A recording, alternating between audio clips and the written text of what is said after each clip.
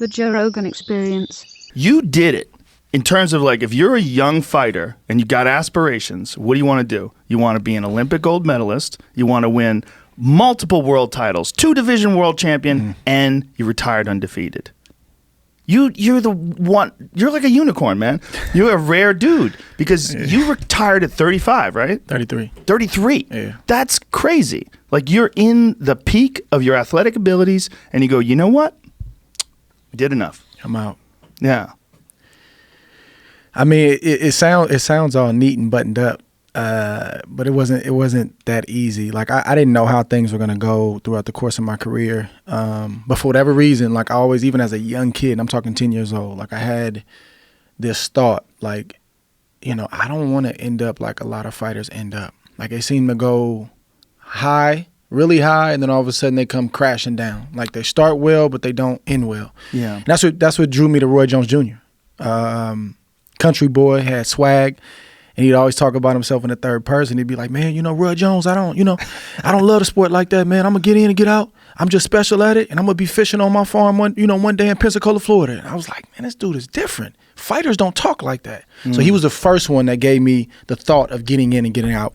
And then again, I just studied it throughout the course of my career. Even other athletes and entertainers, like I was enamored by it. So that was always a goal. Just as much as I wanted to win a gold medal, world championship, I wanted to leave on top when people were asking, why are you leaving?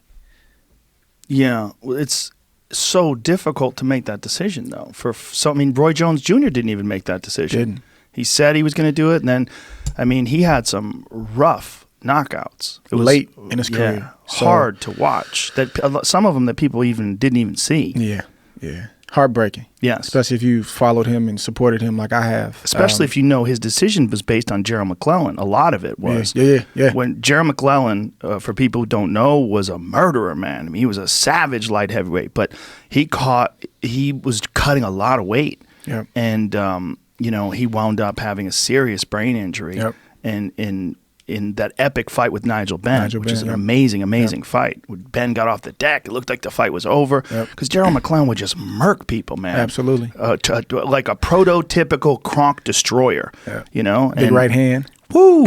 Tall, strong as fuck, super aggressive, knockout striker.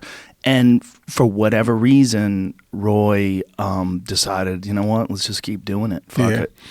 It's a lot of different reasons why people do that, man. I just didn't want to be one of them, simply put. But it's like the retirement is coming up on 2 years, September 21st. It's harder than I thought it was going to be. One of the most hardest things I've ever had to do, but one of the most rewarding. And the way I reconcile it in my brain is that, okay, at some point I'm going to have to do this. At some point I'm going to have to face the emotions and the pull to come back and, trying to figure out if your body can still do it and just all the different things you go through, whether I'm in my prime or whether I'm 40, 45 years old. So you can't avoid it. It's just when do you want to take on that task. So you retired at 33. So you're 35 now. Mm-hmm. So goddamn, man, you're right there. I mean, you've like 4 more years to be, unless you're Bernard Hopkins, then you have another decade. But to Bernard's credit, he started late. He did. Bernard started at 20-some years old and graded for state prison. Yes. I started at 9 years old.